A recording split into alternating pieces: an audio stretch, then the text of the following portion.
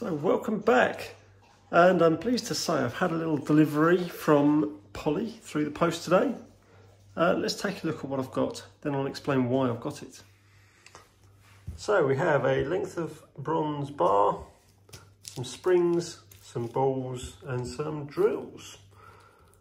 It also came with a nice little advertising card and an advert for a show which has on the front my dad's Duchess and one of our members, our treasurer in fact, is B1, which is both fantastic logos. So let's go and see why I needed this. So it's Enterprise. Now the safety valves on this over time have started to lift at a lower pressure. Well, undo the adjuster and screw down the, undo the locking nut and screw down the adjusters. That would be the obvious thing to do, wouldn't it?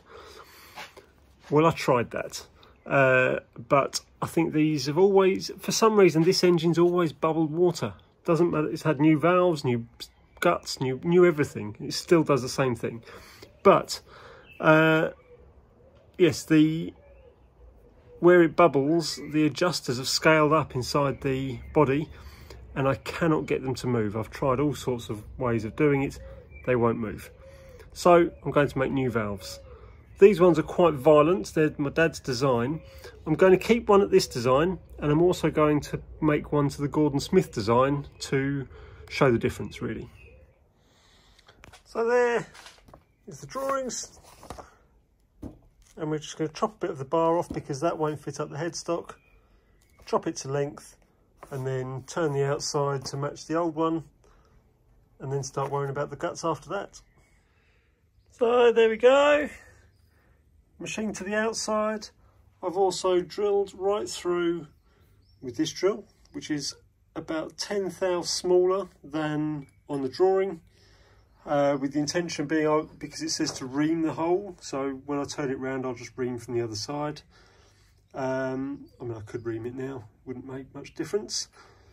The main diameter's been drilled the right size, but that's ready to tap. But the drawing called for a flat bottom, so I've just touched in with an end mill that is just smaller than the tapping size. So we'll give that a tap, then we can turn it round and sort the thread out to go in the boiler. So there we have one new body. Just the guts to go, and then do it all again. So onto the adjusters. Let's get rid of that noise. Onto the adjusters. As per the drawing, I've machined that. I've put the thread on the outside, and what we'll do is we'll make a little jig to hold it in the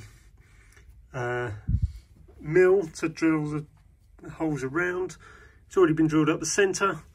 I'm going to cut it a little bit longer than the drawing said, just because I need to make space for a nut on top of the safety valve, and I think these are designed with the dimensions in mind for the adjuster to be flush at the top.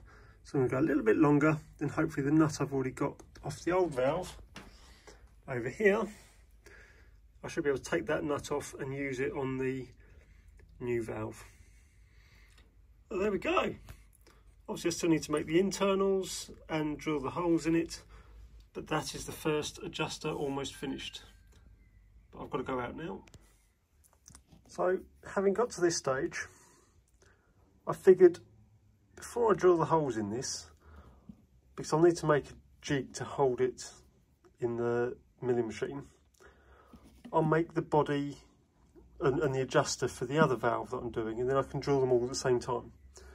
However, I've discovered the adjuster for the valves that Dad's design are a different thread at the centre, which is not a problem if I'm making new ones, but it did occur to me, even if I destroyed the guts, destroyed the adjuster, I might be able to remove the adjuster and just salvage the body. So I'm going to try my best to get the adjusters out. It may well ruin the adjuster, but I can just make a new adjuster and everything else will be fine. So that's what I'm going to try and do. Whether it be mole grips and whether it be drilling those holes out bigger so I can get something bigger in there, I don't know. I will try and get them out though. So as you can see, I've managed to get it all out. The spring's damaged. The pin has some wear on it anyway, so that wants replacing regardless. And the adjuster is destroyed, but still in there. So I'm going to try to drill it out and slowly open it up in the lathe and see if I can salvage it. If not, it's a new body. It's quick enough to make, and I've already got a piece of bronze here somewhere ready for it. There it is. So that piece of bronze is all ready to make a valve. So the bonus would be if I do make one the same, make a new one, same bit of bronze, they'll be the same colour, although they'd probably polish up to the same anyway, but I can make the same thread, at which point I can then drill them both in the same jig in the mill. So yes, we'll try and get that out. If not, new body. So here in the rotary table in the mill we have one adjuster. Should have been drilled with the centre drill and then drilled with the drill bit. I had a couple of cock-ups.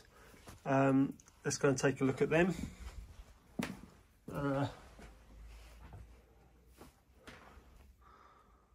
So I think I forgot to centre drill first, and then so the drill wandered ever so slightly, so they're not quite evenly spaced. And then on the second one I just touched it with the centre drill and the holes weren't concentric to the centre. So there's something going on with my rotary table. So what I did at this stage, I scribed the line with a pair of vernier calipers. I just gently scribed the line, which you can probably see on the circle diameter on here, just about. And then as you see, there's a collar, which was a locking piece to hold it in place so it didn't turn. And yeah, so I'd moved the mill until they were on the centre line on the PCD, spotted it, then did the opposite one, then turned the rotary table, in this case 90 degrees, and for the other type I did 60 degrees until I had the required number of holes.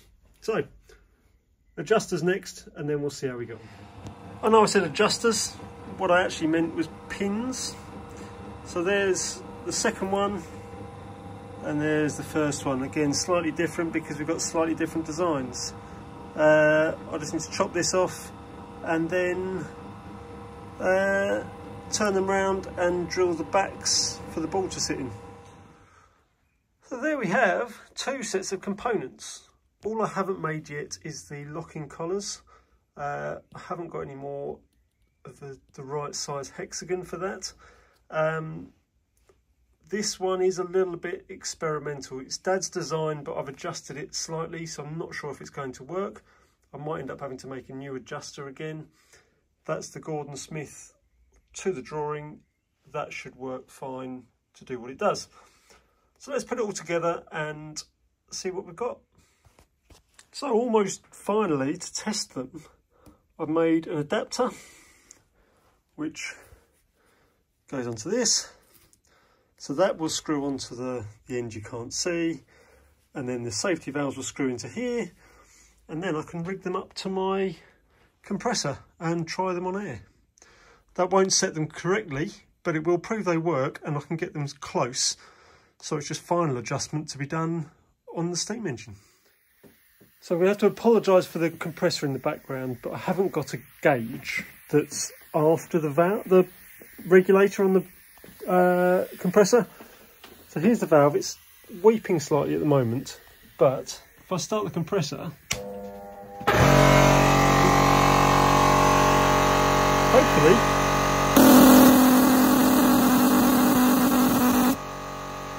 that is Dad's design.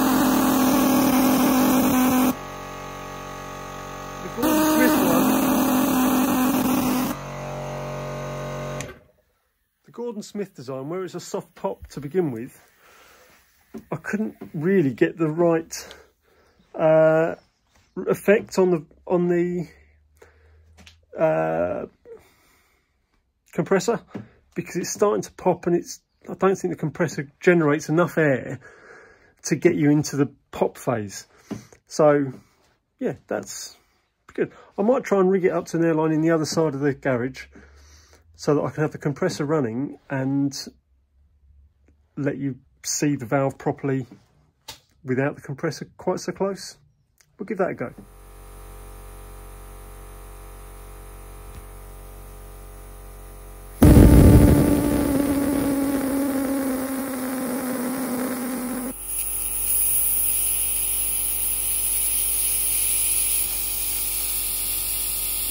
See, with the Gordon Smith, it's just getting into this phase. It's not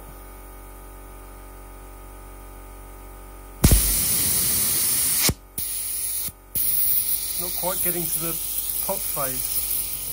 But there we go, 2 valves. And I don't know if you noticed, with Dad's design, the adjuster was unwinding. So I do need to do something to stop that coming out.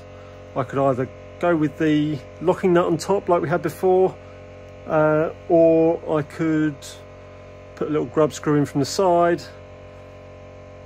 All sorts of ideas. I will have a think, and I will do that before I put it back on the engine, ready to go out for a test run, maybe this Sunday. So all that I've got left to do is the locking collar.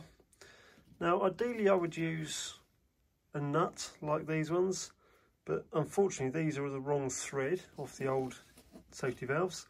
Now I could try and re-tap them because they're quite thin, but I'm not going to do that. I'm going to try and make something a little bit fancy, and I'm going to put a ring much like that one but thinner, and just put a single slot down one side and then make a tool that drops down and tightens it up.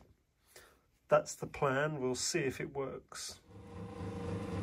I started off by turning this collar. The reason for it will come in obvious later, but it's a neat. The reason I started with this is so that I could then turn the locking ring diameter to be a nice fit inside there. Just need to thread it still and then part off two short locking collars. So there's 2 locking rings. Now the plan is to machine or cut and file a little slot in the side of each of these, and then in the bigger collar I'm going to drill a hole through the side and then solder in a handle that's turned down to make a spigot going in the side of that. That way I can drop it on and turn it round to tighten up or loosen. So what I've decided to do to put the grooves in is I've mounted the rings on one of the adjusters that went wrong, and I've put a piece of tool steel on its side, and I'm actually going to use the lathe as a broach to put the grooves in. But I need to mess around with that because it's hitting the chuck drawer at the moment. So let me get the tool out a bit more and we'll see if it works. I'm not sure how I'll get on doing this single-handed, but I'm only adding a thou or so at a time, or maybe, yeah. So that was a bit too much. That was about 3 thou. So yeah, that's still a bit too much. I can't do this one-handed, but you get the idea. It seems to be working. I will show you when it's done. And so the finished items, and a little spanner, which, oh, it's turning the whole thing, but as you can see, that goes on, locks in the 3 grooves I've put in, so that you can loosen the adjuster, get some circuit pliers in the adjuster itself, and then tighten it back up. Perfect. And there they are on the engine. So next week we can go and give that a try. So there we have it, 1 pair of safety valves. We'll see how the 2 different valves react next time we get in steam. In fact, I may not publish this video until then, just so that you can see the difference straight away rather than having to wait. But thanks for watching if I do publish first. So we'll find out shortly what I've chosen to do. So I have managed to get myself tied up with boiler testing. Doing the club's Doris, which I might show you in a different video shortly, and Dad's 7 1/4 single. I won't show you that running because it won't go around this track. But while I'm doing that, Luke over here has been running Enterprise for me. He's just got on the track and done the first lap. On the steaming bays, obviously we had to set the safety valves, and he's going to send me a video later that he took of me doing that, so that I can show you that. But with the safety valves working nicely and the changes I've done to the blast nozzle, he tells me, with 1 lap anyway, it is pretty successful. And he is just about to set off with an extra set of trolleys, so 4 trolleys, and see if he can make it bark a little bit. But it flew round in almost mid-gear with no problem at all. Oh, and there's a safety valve just about to lift. How's that for timing? So as you see, that's the Gordon Smith one. If I hold that down, if you give us a little bit more blower, we'll see the difference between that one as the golden arrow goes past, and we'll see the difference with Dad's safety valve. Dad's designed the safety valve, that is.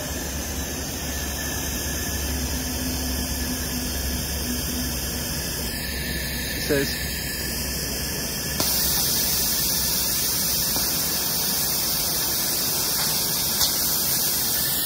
so quite similar. It's not buzzing quite like it did in earlier, but you'll want that possibly. It's not buzzing like it was in the steaming bay, but you'll see that in a moment. So take a look at me adjusting them.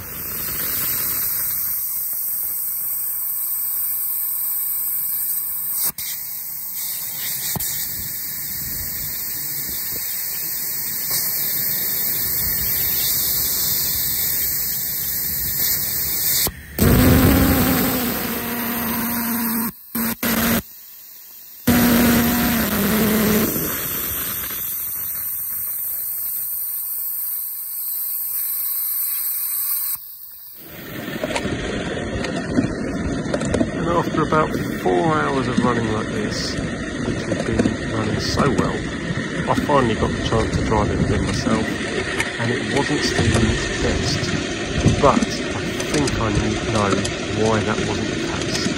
Take a look at this. So we had a reasonable amount of ash in the smoke box, but that wouldn't have affected the steaming because the tubes were still clear. But there was still this huge amount of clinker covering the grate. So I think we know where the problem was.